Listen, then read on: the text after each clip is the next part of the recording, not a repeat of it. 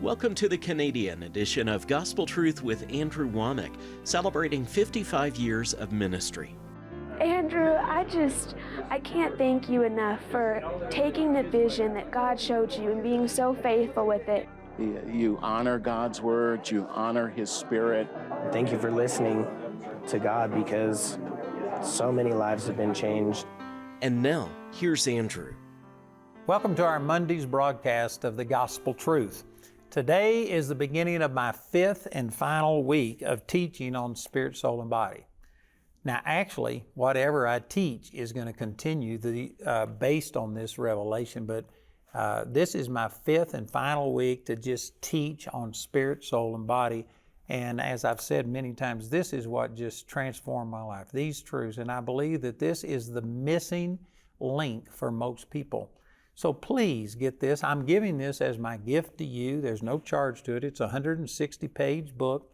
We'll send it to you. We've also got it in CD and DVD and USB and audio book and illustrated cartoon type of thing that goes along with it. Any way that you want this teaching, we've got it available, and this coming Friday will be my last day to offer this over television. So please go to the effort of getting this.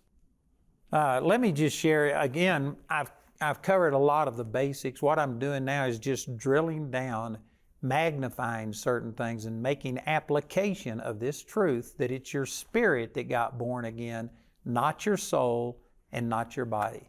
Your soul and your body are subject to change, but they aren't changed yet. Your spirit is a part of you that was old things passed away and all things became new, 2 Corinthians 5:17.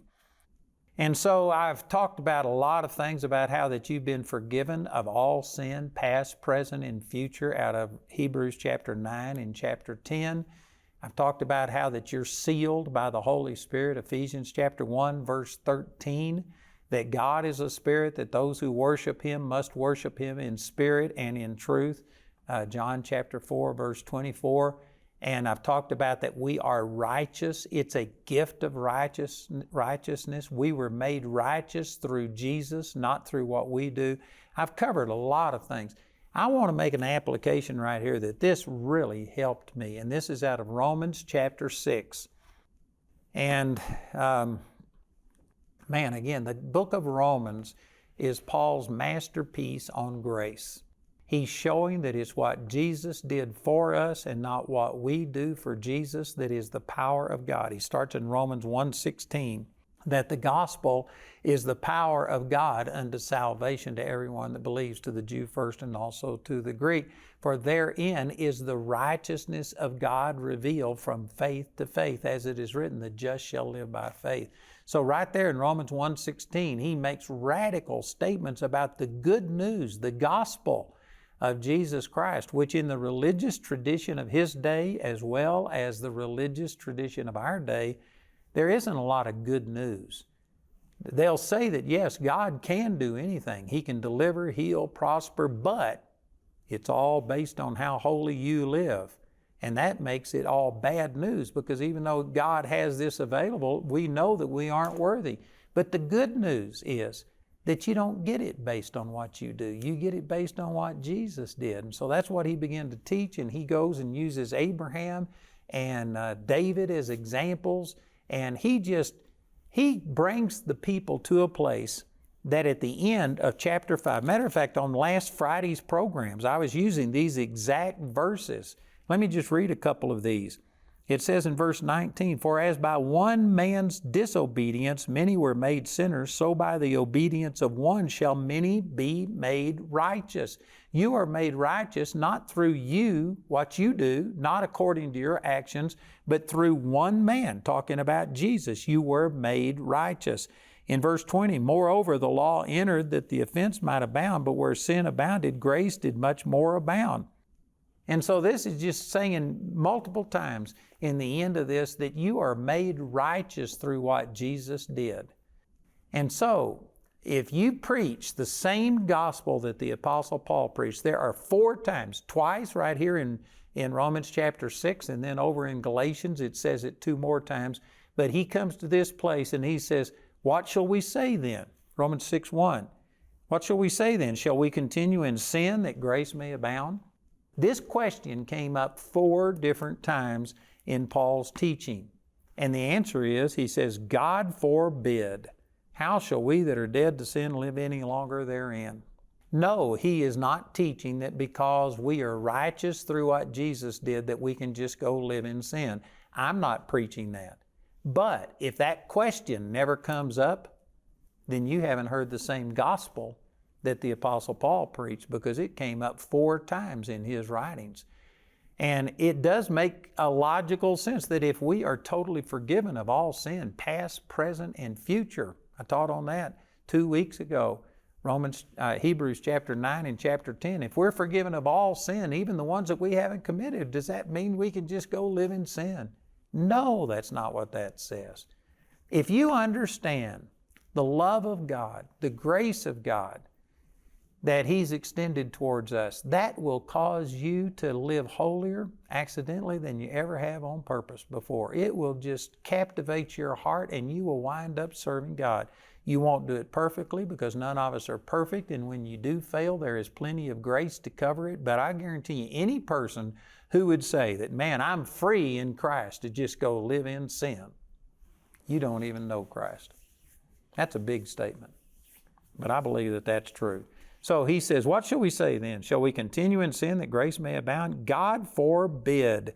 How shall we that are dead to sin live any longer therein? What does it mean that we are dead to sin? This doesn't mean we're incapable of sin. Man, there are many scriptures I could use, but all throughout the New Testament, there are examples of people who were truly born again, and yet they were rebuked for doing the wrong thing, and God accepted them and loved them. They did not lose their salvation. Just by observation, all of us can tell that we sin. We fall short. Sin is not only when you make a direct transgression against one of the big 10, like the 10 Commandments, but it says in James 4:17, to him that knows to do good and does it not, to him it is sin. Romans 14:23 says, whatsoever is not of faith is sin. So anytime you know you're supposed to be doing better than you're doing and you fail, that's sin. Anytime that you aren't in faith, that is sin. And so if you use the Bible definition of what sin is, all of us sin and we come short. But what does it mean when it says we are dead to sin? That's talking about this new born-again spirit. Let me turn over to 1 John chapter 3 and read something to you that used to be a real problem to me, but this teaching on spirit, soul, and body explained it to me. Right here in 1 John chapter 3 and in verse 8, it says, he that committeth sin is of the devil, for the devil sinneth from the beginning. For this purpose the Son of God was manifested, that He might destroy the works of the devil. And then it says in verse 9, whosoever is born of God doth not commit sin, for his seed remaineth in him, and he cannot sin because he is born of God. What in the world does that mean? Because as we were just saying, all of us have sinned. All of us continue to sin. If you use the Bible definition that it's what you should be doing that you aren't doing, anything that's not of faith is sin, well then all of us fall short and we are not the person that we're supposed to be. So how can you reconcile what we experience with what the Word of God says? To me, the key is this teaching right here, spirit, soul, and body. Your spirit is the only part of you that is born of God. Whatsoever is born of God doth not commit sin. For his seed remaineth in him, and he cannot sin because he is born of God. Your spirit is the only part of you that is born of God. Your body is not born of God. Someday you're going to get a glorified body that will be born of God, and it'll be perfect. Someday you'll get a glorified soul where you'll know all things the way that you should know. But right now, the only part of you that is born of God is your spirit, and it cannot sin. Man, that's awesome to me. I love that. And I used to struggle with that because I knew I was born of God. I had the witness within myself. Romans chapter 8, 1 John chapter 5 says we have a witness in ourselves, and we know that we've passed from death unto life. I was in fellowship with the Lord, and I knew that I knew God, and yet I failed, and I didn't always operate in faith, and there was things I knew I was supposed to do that I wasn't doing correctly. And so because of it, I just was saying, God, I don't understand this, because it says if you're born of God, you cannot sin. The only part of you that is born of God is your spirit, and it is sinless, and it cannot sin. There is no sin. There is no propensity for sin on the inside of you. Man, that's awesome. That's awesome. And I know that there are people that have been trained under religion that you're saying, but wait a minute. I not only have my born again spirit, I've got this old sin nature on the inside of me, and man, it can sin. I don't believe you do. Let's go back to Romans chapter 6. It says, God forbid, how shall we that are dead to sin live any longer therein? Know ye not that so many of us as were baptized into Jesus Christ were baptized into His death? Therefore we are buried with Him by baptism into death, that like as Christ was raised up from the dead by the glory of the Father, even so we also should walk in newness of life. For if we have been planted together in the likeness of His death, we shall be also in the likeness of His resurrection, knowing this. You know, man, this is just all powerful, but let me break in right here and say that some people think that we still have a new nature and we've got the old sinful nature on the inside of us. Now, don't misunderstand. We were all born with a sinful nature. Psalms chapter 51, David said, in sin did my mother conceive me. And that's not talking about her conceiving David outside of marriage. It's just talking about that we were all born with a sin nature. Ephesians chapter 2 says we were by nature the children of wrath, even as others. And so every one of us was born with a sin nature. So I admit that yes, every person had a sin nature. But when you get born again, that old man died. And you know, there's some things I want to say here that are really not that complicated, but what makes it complicated, it is so against everything that is taught in most churches today. Matter of fact, even many translations, the NIV translation of Romans chapter 6 and chapter 7 totally misses this point. The NIV continually talks about our old sinful nature doing these things. These verses, I'm going to read them and go back through here, but this says that when you get born again, that old sinful nature is gone. You don't have a sinful nature if you've been born again. And I know some people are saying, oh, yes, I do, because you see it manifest so often. But that's what this is talking about. Your sinful nature has been gone, and it's been replaced with a born-again, brand new nature. But you aren't only a spirit, you got a soul, which is your mental, emotional part, and your body. And your soul is kind of like the operating program in a computer. Did you know a computer has a hard drive and it's got all of these things loaded on it, but it's your operating system. It's the software that makes you use that stuff. When we get born again, we got a brand new nature on the inside of us, but we've still got the old operating system. We've got to renew our mind. We got to reprogram ourselves. It is not a nature that compels you to live in sin as a Christian. It is an unrenewed mind. And this is exactly what Romans chapter 12 verses 1 and 2 says. It says, I beseech you therefore, brethren, by the mercies of God, that you present your bodies a living sacrifice, holy, acceptable unto Him, which is your reasonable service. And verse 2 says, and be not conformed to this world, but be ye transformed by the renewing of your mind, that you may prove what is that good and acceptable and perfect will of God. The way you get transformed is through the renewing of your mind. And yet the average Christian, what they're doing is saying, oh God, I just need more faith. God, I need joy. God, I need love. I've already taught on this in this series, but those things are already in your spirit. You don't need them to come from the outside. You need them to come from the inside, and they won't come from the inside until you renew your thinking. And as long as you think that, well, I'm just an old sinner saved by grace, I've still got this old sinful man on the inside of me, and it's compelling me to live in sin, then you might resist sin for a period of time. You may give token resistance to it, but after a while, you'll give in because that's the way you see yourself. I am an old sinner. This is who I am. I'm a drunk. I'm a drug addict. I'm a prostitute. I'm whatever. And this, you see that is your nature, and you may resist it and fight against it, but if the temptation continues, you'll give in because after all, that's the way you see yourself. But if you could see that, no, I am dead to sin. My new nature, it cannot sin. There is nothing compelling me to sin except an unrenewed mind. You know, right now, I button this shirt. I don't remember buttoning this shirt, to tell you the truth, but I know I did because nobody else dressed me. But when I was a kid, I remember I used to really struggle to button my shirt. I don't know why, but for some reason it just wasn't a big thing to me. And I remember my dad sitting me down. I'm old enough to remember this, and he says, you are going to learn how to button your shirt. And he sat there and made me start buttoning my shirt correctly.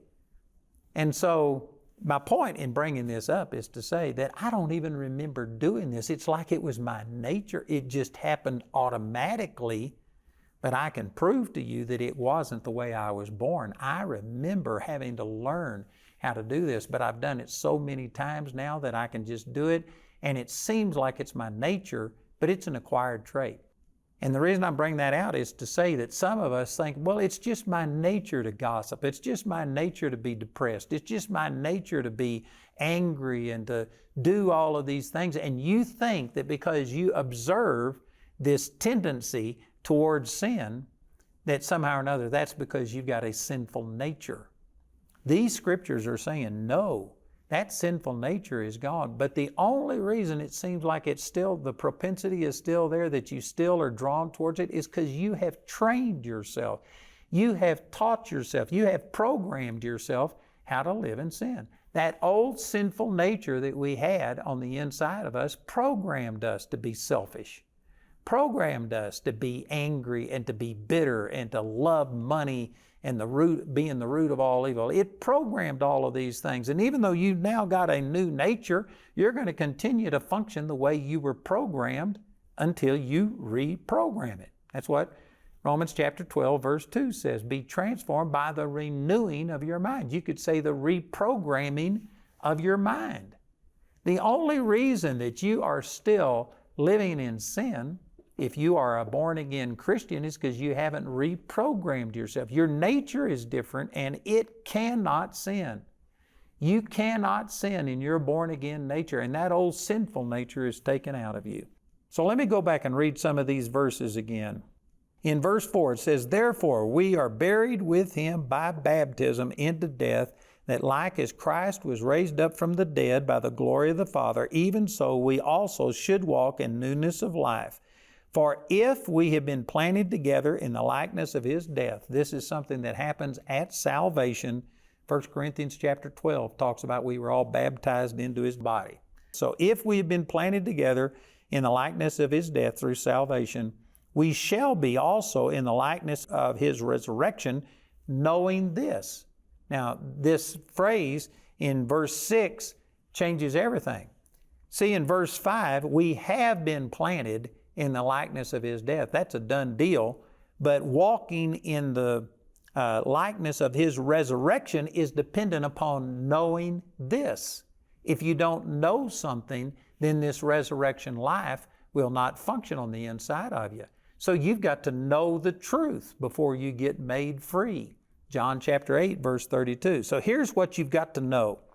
You have to know that your old man is crucified with Him. Crucifixion is where something dies.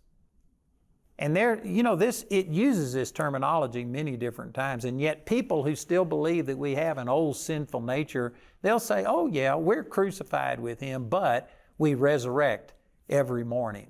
And you got to die to yourself every single day. That's imputing resurrection power to the devil and to this old sinful nature that the Bible doesn't do. And as we continue to go through these verses, I won't be able to do all of this today.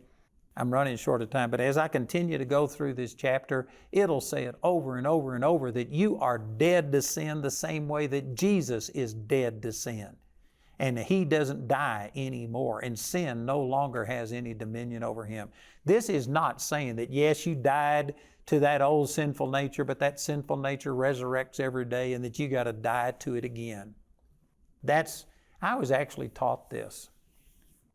I remember as a teenager, before I really had my relationship with the Lord in 1968, I used to imagine myself being strapped into an electric chair and dying to my flesh, dying to myself every day. And I would imagine myself strapping myself in and saying, hatred or lust or whatever it is that I was doing. And I would mention all of my sins and think that by mentioning these sins, I was somehow or another dying to myself. What I was doing was empowering self by focusing on self and how bad self was.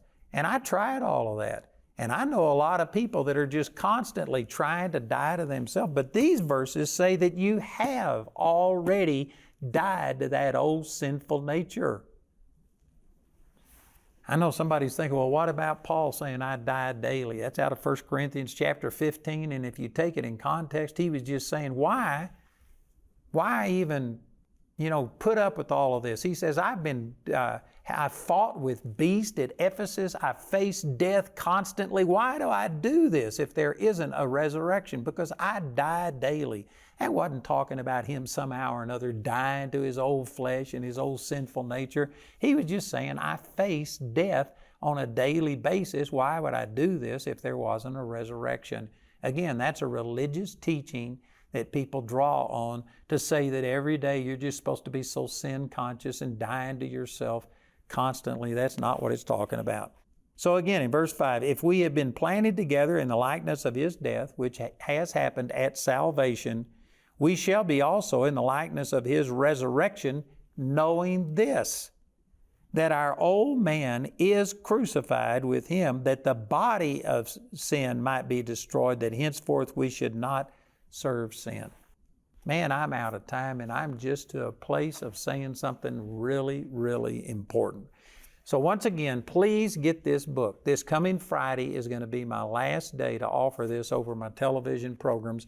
It's a 160-page book. I'm giving it away as a gift. There's no strings attached. You can get it. We've got the same book in Spanish right here. We've got study guides. We've got DVDs, CDs, USBs. We have an audio book, and we even have an illustrated version of this where someone is drawing this out and illustrating it as I talk about it. So listen to our announcer. He's going to give you information. Remember that this coming Friday is going to be my last day to offer this book as a free gift and all of the rest of this product. So listen to our announcer as he gives you this information, and then please call or write today. The Lord has really blessed me and has given me a platform now that our television program reaches over 5 billion people worldwide. We don't know how many people watch on a regular basis, but if you only think that 1% of that 5 billion watch, that's 50 million people. And yet we haven't had 50 million people contact us. I'm saying this to say that I know that there are many of you who have been blessed by this program and God has touched you, and yet you've never contacted us. And I would just like to ask you to pray about becoming a partner with us. Our television program pays for itself, but we are in the process of building out our Charis Bible College campus, and it's going to cost hundreds of millions of dollars to be able to build an athletic center and all of the student housing and an activities center, and just on it goes. And I know that there are people out there that have received from this ministry but haven't given back. Over in the book of Galatians, it says that if somebody feeds you spiritually, that you should be giving back financially. And I'm just encouraging you to pray about doing that. If you would go to our website, awmi.net/campus, We have an artist rendering a flyover that'll show all of the buildings we're proposing to build. There's also, you can go inside of the buildings and look around, and it's just really awesome what God has led us to do, but we need people to help us. And over the next 10 to 15 years, we need a lot of what we call foundation partners, people who give on a monthly basis. So go check it out, awmi.net/campus, and become a partner with us today. Andrew is offering his book, Spirit, Soul, and Body, as his free gift to you today. This book is available in English or Spanish and is limited to one free book per household. This offer is available in the US, UK, Canada, and Australia. Contact us today to receive your free book. Andrew's complete series, Spirit, Soul, and Body, is available in a book and study guide in either English or Spanish, and as an audiobook on CD or as a DVD album recorded live at a ministry event. This teaching is also available in a newly updated CD or DVD album and as a USB made from our daily television broadcast. Also available is the Spirit, Soul, and Body illustrated DVD and USB.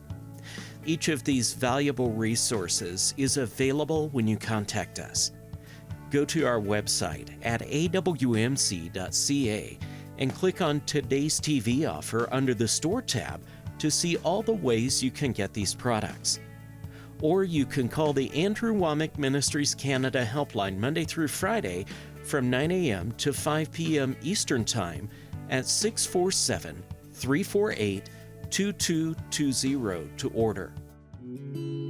I want to let all of you know who are watching our program in Canada that we have a Canadian office. We also have a website, awmc.ca, and you can go there and you can get all of our materials sent to you from our Canadian office. You can become a partner with us and give, and the money will stay right there to help us reach people in Canada. We would love to help you and minister to you any way we can. To learn more about the vision and mission of Andrew Wommack Ministries Canada, be sure to visit our website at awmc.ca. While there, you'll also find details about all of the products available and be able to access many of Andrew's teachings absolutely free. You can listen to them while you're online or download them for later and listen on the go. The free materials offered by this ministry are made possible by the generous support of our friends and partners. If Andrew's teachings are making a difference in your life, consider becoming a Grace Partner with Andrew Wommack Ministries Canada today. Grace Partners are special friends of the ministry who commit to giving $30 or more per month to help Andrew reach thousands of people here in Canada and around the world with the life-changing message of God's unconditional love and grace.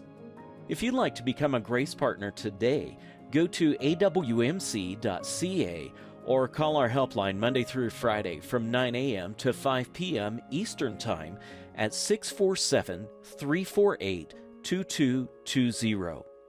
Thank you for your support, and we look forward to hearing from you today.